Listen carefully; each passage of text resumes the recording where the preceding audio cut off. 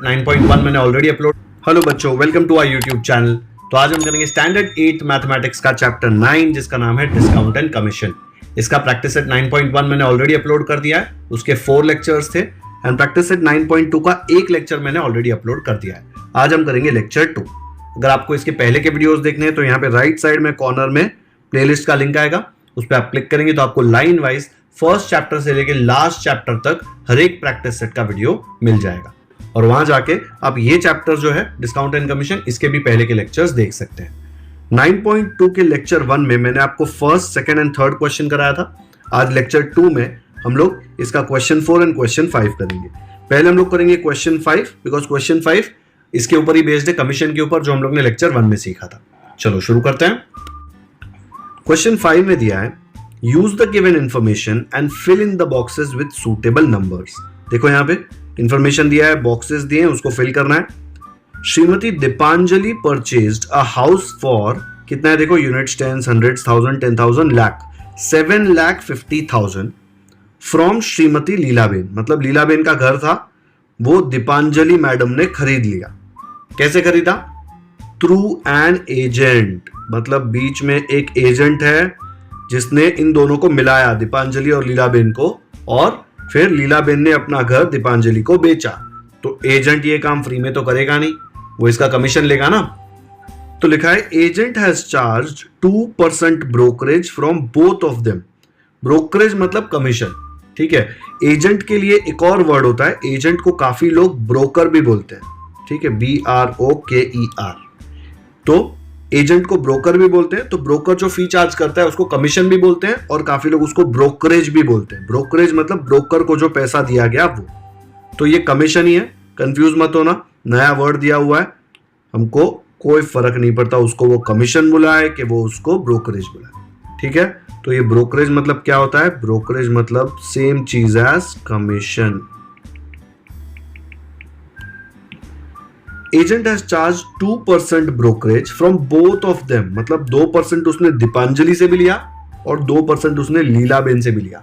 Lecture 1 में मैंने आपको साइकिल का एग्जांपल दिया था ना, मेहता अंकल ने दोनों से पैसे लिए थे ना, 50-50 रुपए। विराट ने साइकिल खरीदी थी और आलिया ने साइकिल बेची थी ना शायद। तो वह मेहता अंकल ने साइकिल जिसने बेची उससे भी पैसे लिए, जिसको बेची उससे भी पैसे लिए। तो यहाँ पे एजेंट ने क्या किया? एजेंट बोला भाई नहीं, यहाँ पे बेन है, तो लीलाबेन से भी पैसे लिए और दीपांजलि से भी पैसे लिए। ओके, तो अभी देखते हैं। श्रीमती दीपांजलि पेड, कुछ तो ऐसा कैलकुलेशन दिया है, फॉर परचेजिंग दिस हाउस, ठीक है। अब मुझे बताओ दीपांजलि कितना % पे करने वाली है? 2%, करेक्ट। अगर वो 2% पे करने वाली है तो हम लोग कैसे कैलकुलेट करेंगे? ऐसे लिखेंगे ना, 2% ऑफ कितना, कितने में बेचा, सेलिंग प्राइस क्या है, 7,50,000। ओके, तो अगर मुझे सॉल्व करना है तो कैसे आएगा? 2/100 ऑफ मतलब मल्टीप्लाई 7,50,000। ओके, इसको कैलकुलेट करो। ये जीरो के साथ ये जीरो कट, ये जीरो के साथ ये जीरो कट। 75 इंटू 2 कितना होता है? रफ वर्क में चेक करो। 75 मल्टीप्लाइड बाई 2 आ जाएगा 5 2s are 10, 2 7s are 14 plus 1 15, तो आ जाएगा 150। तो इसका वैल्यू आएगा 150। लेकिन यहाँ पे मैंने सिर्फ 2 और 75 मल्टीप्लाई किया, ये जो 2 जीरो है वो बुरा मान जाएंगे, उनको भी लिखना पड़ेगा। तो ये 2 जीरो भी यहाँ पे लिख दिए, ठीक है। तो इतना कमीशन दीपांजलि ने पे किया। तो ये कैसे लिखेंगे? देखो मैंने ऐसे लिखा ना, 2/100 इंटू 7,50,000। इसने उल्टा लिखा है, इसने लिखा है 7,50,000 इंटू 2/100। सेम चीज है, लेकिन पहले उसने 7,50,000 लिखा, बाद में 2% लिखा। कोई फर्क नहीं पड़ता, मल्टीप्लाई हो रहा है ना, पहले ये लिखो और ये बाद में लिखो तो सेम ही आएगा ना। देखो ऐसे लिखा है उसने, 7,50,000 multiplied by 2/100 is equal to ऐसे। देखो तो यहां पे आप क्या लिख देंगे? 7,50,000। इतना छोटा सा बॉक्स दिया है यार, कैसे लिखेंगे इसमें? थोड़ा बाहर लिख रहा हूं। ओके, ये बॉक्स में आएगा ये। फिर यहां पे क्या आएगा? 2 और यहां पे आएगा 100। और कैलकुलेट किया है इसको, देखो हम लोगों ने यहाँ पे कितना आया? 15,000। तो यहाँ पे लिख देंगे ये जगह पे 15,000। आप खुद के नोटबुक में बॉक्स थोड़ा बड़ा बना देना, बहुत छोटा बॉक्स बनाया है इसने। अब वो बोल रहा है Shrimati Leelaben paid brokerage of rupees dash, सीधा रुपीज डैश दिया। अब देखो agent has charge 2% brokerage from both of them. उसने दीपांजलि से भी 2% लिया और लीलाबेन से भी 2% लिया। 2% ऑफ व्हाट? 2% ऑफ 7,50,000। वो तो हम लोगों ने ऑलरेडी कैलकुलेट कर लिया। कितना आता है 2%? 15,000 रुपीज। तो अगर दीपांजलि ने 15,000 रुपीज भरे तो लीलाबेन भी 15,000 रुपीज ही भरेगी ना। तो इधर क्या आएगा आंसर? ₹15,000। ओके, तो 15,000 दीपांजलि ने दिए, 15,000 लीलाबेन ने दिए। Total brokerage received by the agent is 15 Deepanjali से मिले, 15 लीलाबेन से मिले। 15 + 15 कितना आ जाएगा? तो एजेंट को कितना मिलेगा? एजेंट को मिलेगा ₹15,000 प्लस ₹15,000। ये 15 + 15 कितना होगा? 30 और बाद में 3 0। तो एजेंट को मिले 30,000 रुपए। तो यहां पे हम लोग लिख देंगे भाई ये एजेंट ने तो बहुत पैसे ले लिए। कितने लिए? 30,000 रुपीज। ब्रोकरेज देख के कंफ्यूज नहीं हो रहा है, ब्रोकरेज मतलब commission. The cost of house Shrimati Deepanjali paid is rupees what? अब ये बहुत ही इजी होता है लोगों के लिए कि अरे लिखा तो है 7,50,000, लेकिन दीपांजलि ने सिर्फ 7,50,000 नहीं दिया है। 7,50,000 तो उसने लीलाबेन को दिया। एजेंट ने भी तो 15,000 रुपए लिए ना उनसे। तो दीपांजलि को घर कितने में पड़ा? 7,50,000 प्लस ये 15,000 है ना। तो कितना आएगा? ऐसे आएगा, दीपांजलि ने पे किया 7,50,000 प्लस 15,000। रफ वर्क में कैलकुलेट कर लो साइड में, ये कितना आता है? 7,50,000 प्लस 15,000 प्लस है कितना आएगा? 0,005, 5 + 1 6 7। तो ये मिल रहा है ₹7,65,000।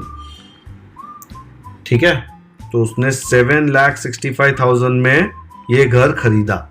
उसने लीलाबेन को इतने ही दिए, लेकिन एजेंट ने 15,000 और लिए ना। तो दीपांजलि को इतने पैसे भरने पड़े घर लेने के लिए। तो ये फोर्थ जो है, the cost of house Shrimati Deepanjali paid is rupees, box छोटा है तो नीचे हम लोग ने आंसर निकाला था ₹7,65,000। ठीक है, उसमें ये बॉक्स के अंदर ये आंसर लिख देना, बड़ा बॉक्स बनाना। Selling price of house for Shrimati Leelaben is rupees how much? ये एक्चुअली थोड़ा गलत लिखा है, ऐसा लिखना चाहिए कि लीलाबेन को कितने पैसे मिलेंगे। अब अपने को लगता है कि लीलाबेन को तो 7.5 लाख मिलेंगे, लेकिन लीलाबेन को जो 7.5 लाख मिले ना, उसमें से 15,000 तो ब्रोकर ले गया, क्योंकि लीलाबेन ने 15,000 रुपए भरे ना। तो 7.5 लाख में से 15,000 निकालने पड़ेंगे। तो क्या आएगा लीलाबेन का? ऐसे आएगा, the selling price of house for Shrimati Leelaben is, जो भी 7.5 लाख 7.5 लाख जो दिए वो माइनस 15,000 उसने जो ब्रोकर को दिए, एजेंट को दिए ब्रोकरेज। तो हम लोग ये कैलकुलेट कर लेते हैं रफ वर्क में। 7,50,000 माइनस 15,000 करो माइनस, 0 - 0 0 0 0, ये होगा नहीं तो 5 बन जाएगा 4, 10 - 5 आएगा 5, 4 - 1 3 7, ऐसे का ऐसा। तो कितना मिला आपको? आपको मिल रहा है 735,000, मतलब 7,35,000 रुपीज। ठीक है, तो लीलाबेन को इतने ही पैसे मिले। तो ऊपर लिख दो बॉक्स में, लीलाबेन को कितने मिले भाई? 7,35,000 रुपीज। हो गया काम। हम लोगों ने सारे बॉक्सेस भर दिए। देखो, अब कुछ लोग बोलेंगे सर ये जो आपने नीचे लिखा, ये लिख के बताना पड़ेगा क्या? देखो, रफ वर्क में तो आपको एक कैलकुलेशन लिख के बताना ही है ना। तो अगर रफ वर्क में कर रहे हो तो पेपर नोटबुक में भी लिख लो ना। जहां पे अगर एग्जाम में ये पूछा तो वहां पे भी ये लिख देना। देखो, फर्स्ट एंड सेकंड का सेम आंसर है तो मैंने कैलकुलेट करके बता दिया। थर्ड का इधर लिखा, फोर्थ का इधर लिखा, फिफ्थ का इधर लिखा। एग्जाम में भी कर लोगे तो सही होगा ना। रफ वर्क में बार बार पेज आगे पीछे करोगे, यहाँ पे से टीचर को पता भी चलेगा कि भाई कॉपी नहीं किया, खुद से सॉल्व किया और आंसर भरा है यहाँ पे। तो अगर कोई आंसर में मिस्टेक भी है तो टीचर देखिए अरे कहीं पे सिली मिस्टेक हुआ है, चलो हाफ मार्क ही काटती हूँ। खाली आंसर लिखा रहेगा और आंसर रॉन्ग होगा तो टीचर बोलेगी ये तो सीधा रॉन्ग है, 0 मिलेगा ये वाले आंसर का। तो अगर ये 5 मार्क का क्वेश्चन है, एक भी रॉन्ग हो गया तो 4 मिलेगा। अगर आपने कैलकुलेशन बताया और सिली मिस्टेक है तो टीचर बोलेगी चलो हाफ मार्क ही काटते हैं, 4.5 दे देते हैं इसको, है ना। तो ये कैलकुलेशन पूरा आप बता सकते हो वहां। ठीक है, ये जो पार्ट है ये रफ वर्क है, तो कंफ्यूज मत होना, वो आपको समझ में आया इसलिए मैं बताता हूं यहाँ पे। आप रफ वर्क तो पीछे कर सकते हो। आ गया समझ में? वीडियो पॉज करके एक एक क्वेश्चन अच्छे से समझो कि कैसे सॉल्व किया है। बहुत ही सिंपल था। ये दो जो है लास्ट वाली, ये बहुत इंपॉर्टेंट है क्योंकि हमको पता करना है कि एक्चुअल पैसा कितना मिल रहा है किसी को। ठीक है, नेक्स्ट करते हैं। तो हमारा ये 5th क्वेश्चन हो गया। अभी हम लोग देखते हैं 4th क्वेश्चन। 4th क्वेश्चन में एक इंपॉर्टेंट वर्ड है रिबेट। ठीक है, ये रिबेट वर्ड नया है तो रिबेट क्या है मैं एक्सप्लेन करता हूं आपको। यहां पे देखो रिबेट दिया हुआ है, ये पढ़ो मत, कंफ्यूजिंग है, मैं बताता हूं क्या है। रिबेट मतलब समझ लो डिस्काउंट ही है, लेकिन जनरली कैसे होता है, डिस्काउंट आपको कौन देता है? डिस्काउंट आपको जो वो चीज बेच रहा है ना वो देता है। जैसे कि आप अमेजोन से एक बैग खरीदते हैं और वो बैग पे 30% डिस्काउंट है, तो डिस्काउंट आपको कौन दे रहा है? वो डिस्काउंट आपको अमेजोन जो बेच रहा है वो दे रहा है ना। रिबेट जनरली गवर्नमेंट देती है। अभी गवर्नमेंट हर चीज पे डिस्काउंट क्यों देगी? नहीं देगी, इसलिए गवर्नमेंट रिबेट बहुत ही कम चीजों पर देती है। जैसे कि खादी ग्राम उद्योग, handloom shops, handicraft selling centres. आपको पता है ये सब क्या होता है? खादी मतलब जो आर्टिसंस मिल के कपड़ा बनाते हैं हाथ से। हैंडलूम शॉप्स भी आपने हैंडलूम्स देखा होगा टेक्स्ट बुक में, मशीन्स आते हैं छोटे छोटे, उससे वो हैंडलूम से कपड़ा वीव करके बनाते हैं। तो ये सब जो आर्टिसंस होते हैं ना, गवर्नमेंट को इनको सपोर्ट करना होता है। अभी अमेजोन तो बहुत बड़ी कंपनी है, उसको थोड़ी ना गवर्नमेंट का सपोर्ट चाहिए, लेकिन कोई बेचारा गांव में बैठकर खादी बना रहा है या फिर हैंडलूम बना रहा है तो उसको सपोर्ट चाहिए होगा ना। तो सपोर्ट कौन देगा? वो सपोर्ट गवर्नमेंट देगी। तो गवर्नमेंट कैसे सपोर्ट देती है? जो भी दुकान पे खादी बिक रहा है, गवर्नमेंट बोलती है अगर तुमने 100 रुपए का खादी बेचा तो हम लोग आपको 15% रिबेट देंगे। रिबेट का मतलब क्या? डिस्काउंट। तो ये 15% ये दुकान वाला अपनी जेब से नहीं देगा, ये 100 रुपए का 15% डिस्काउंट देके कस्टमर को बेच देगा, लेकिन जो डिस्काउंट दिया ना 15% वो गवर्नमेंट इसको अपनी जेब से देगी। तो ये है डिस्काउंट ही, लेकिन डिस्काउंट आपको कौन देता है? डिस्काउंट आपको सेलर देता है। ठीक है, डिस्काउंट किससे मिलता है? सेलर से, जो वो चीज बेच रहा है। रिबेट आपको जनरली गवर्नमेंट देती है। बस इतना ही डिफरेंस है। ठीक है, तो अब ये हम लोग डिस्काउंट जैसे क्वेश्चन सॉल्व करते थे सेम वैसे ही करेंगे। 4th क्वेश्चन में दिया है Umatai purchased following items from a Khadi Bhandar. Khadi भंडार मैंने बताया ना, ये खादी बहुत ही छोटे छोटे आर्टिसंस बनाते हैं और उनको सपोर्ट चाहिए होता है, इसीलिए यहां पे देखो रिबेट दिया हुआ है। 3 साड़ीज फॉर 560 रुपीज ईच। एक साड़ी का 560 रुपीज है, वैसी उमाताई ने कितनी साड़ी ली? 3 sari. And 6 bottles of honey for 90 rupees each. एक बॉटल का 90 रुपीज है, वैसी उसने 6 बॉटल्स खरीदी। ऑन द परचेज मतलब ये जो पूरा उसने खरीदी किया है, परचेज मतलब खरीदी, she received a rebate of 12%। इसके ऊपर उसको 12% रिबेट मिला। रिबेट मतलब डिस्काउंट, मतलब जो भी टोटल हुआ उसमें से 12% उसको कम देने पड़े। How much total amount did Umatai pay? तो उमाताई को कितने पैसे भरने पड़े? पहले तो यहाँ पे बहुत ज्यादा टाइम पास है, पहले लिखेंगे एक साड़ी का 560 रुपीज, तो 3 साड़ीज का कितना होगा? 3 मल्टीप्लाइड बाय 560। ठीक है, वैसे ही एक बॉटल हनी का 90 रुपीज, तो 6 बॉटल का कितना होगा? 6 इंटू 90, 540 रुपीज। फिर टोटल जो ऊपर आया और नीचे आया है दोनों को ऐड करेंगे तो पता चलेगा कि उमाताई ने कितने की खरीदी की। तो ये करके बताऊं क्या? ये 5th स्टैंडर्ड का ये वाला सम, तो 3 इंटू 560 वाला तो मैं सॉल्व कर रहा हूं यहाँ पे। आप भी वीडियो पॉज करो और वो उतना पार्ट सॉल्व कर दो। ये जो रिबेट वाला पार्ट है ना, ये नया है, ये चैप्टर का है। ये ऊपर वाला तो 4th 5th स्टैंडर्ड का क्वेश्चन है कि एक साड़ी का 560 तो 3 साड़ी का कितना होगा। तो जल्दी से लिख दो वो। तो ये ऐसे आया होगा आपको। पहले हम लोग क्या करेंगे, 3 साड़ीज फॉर 560 रुपीज ईच दिया है, तो पहले लिखेंगे price of each sari 560 rupees. Number of saris कितना है? 3। तो 3 साड़ी का टोटल कितना होगा? Cost of 3 saris will be 3 multiplied by 560। तो कितना आ जाएगा? ₹1680। यहाँ पे रफ वर्क में मैंने कैलकुलेशन बताया। अब ये वाला पार्ट हो गया। अब हनी का देखते हैं। हनी में देखो price of 1 bottle of honey देखो 90 रुपीज ईच लिखा है ना, तो प्राइस ऑफ 1 हनी बॉटल ₹90। कितनी बॉटल ली उसने? 6, तो number of honey bottles is 6। तो टोटल 6 बॉटल्स है, तो कॉस्ट ऑफ 6 बॉटल्स कितना आया? 90 मल्टीप्लाइड बाय 6 विच इज ₹540।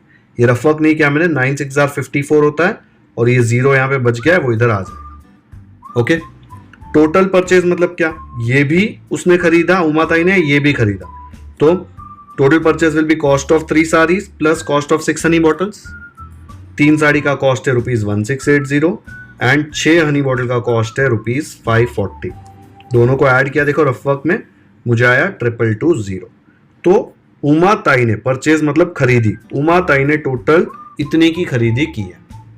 अब उसके ऊपर उसको रिबेट मिला है 12% का। ठीक है, तो हम लोग रिबेट कैलकुलेट करते हैं। रिबेट मतलब डिस्काउंट, तो रेट ऑफ रिबेट क्या दिया है? 12%।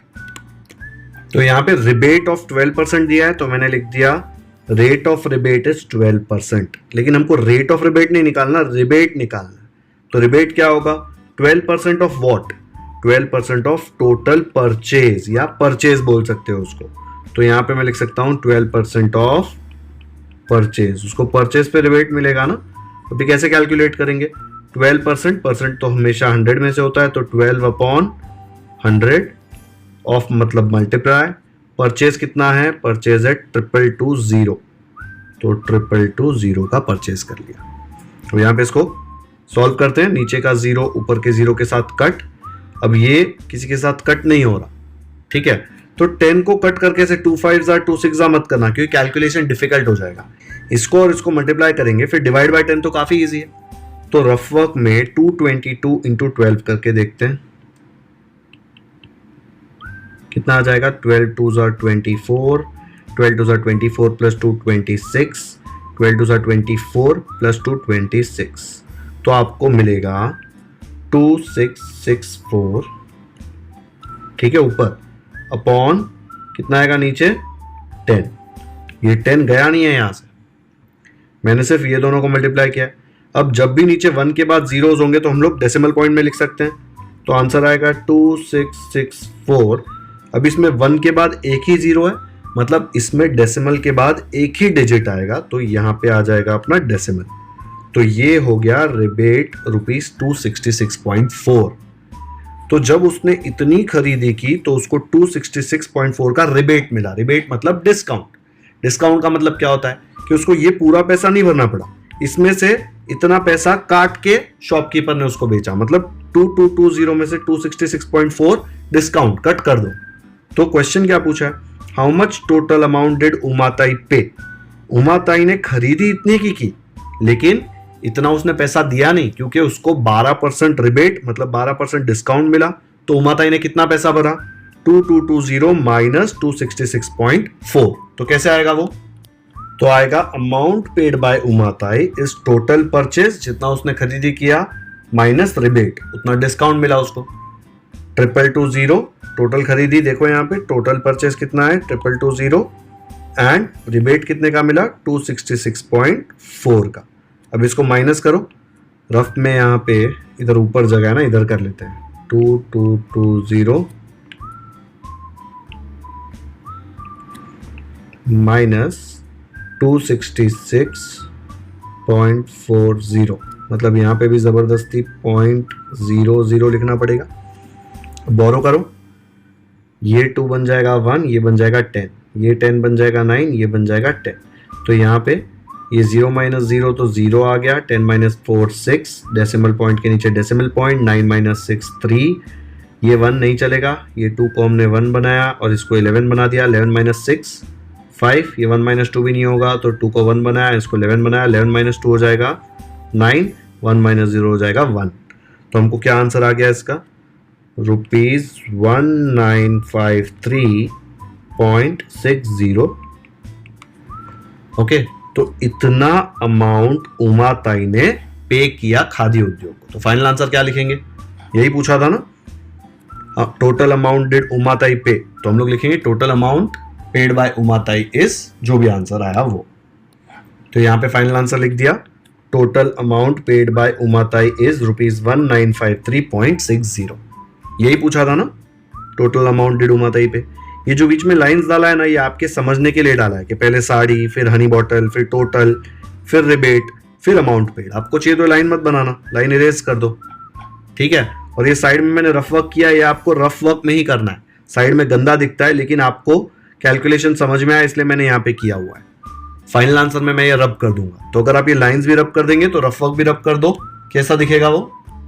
ऐसा आएगा आपका सोल्यूशन। लाइंस अच्छे दिख रहे थे ना, लाइन था थोड़ा सिस्टमैटिक लग रहा था। चलो लाइन दिखा दे रहा हूं, आपको नहीं बनाना है मत बनाना, ओके। तो ये हो गया अपना फाइनल आंसर। तो rebate was nothing but discount, okay. अब यहां पे जो हमने जिस तरह डिस्काउंट कैलकुलेट किया ना, हम लोग ने 9.1 में वैसे नहीं किया था, बिकॉज प्रैक्टिस सेट 9.1 के टेक्स्ट बुक एग्जाम्पल्स में उन्होंने डिस्काउंट कैलकुलेट करने का वो अलग मेथड दिया था। हम लोग 100 को जबरदस्ती इन्वॉल्व करते थे। ये वाला जो मेथड है ना, ये बहुत ईजी है, लेकिन ये टेक्स्ट बुक में प्रैक्टिस सेट 9.1 के पहले नहीं दिया है, तो हो सकता है टीचर आपको उसके मार्क्स नहीं दे। अगर टीचर आपको ये मेथड सिखाती है डिस्काउंट के लिए भी 9.1 के लिए, तो आप ये मेथड यूज कर सकते हो। आगे जाके 9, 10, 11, 12 आप हमेशा यही वाला मेथड यूज करेंगे, डिस्काउंट सीधा कैलकुलेट करेंगे। बट यहाँ पे नहीं दिया था 9.1 में, इसलिए मैंने 9.1 में आपको नहीं सिखाया। 9.2 में टेक्स्ट बुक में सॉल्व एग्जाम्पल में दिया था, इसलिए मैंने आपको ये सिखा दिया, ओके। समझ में आ गया ये क्वेश्चन? वीडियो पॉज करो, जल्दी से नोटबुक में कॉपी कर लो।